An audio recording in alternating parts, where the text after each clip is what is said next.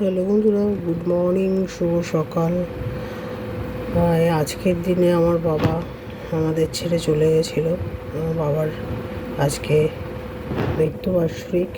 আর মাকেও তার সাথে বসাই, কেননা এটা স্বামী স্ত্রী খুব মিল ছিল। তো এই দেখো আমার বাবা আর মাকে।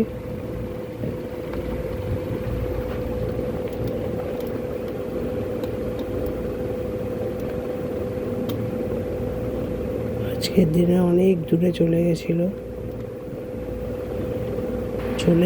মানে কি চলে গেছে, আর খুঁজলেও পাওয়া যাবে না, ডাকলেও আসবে না।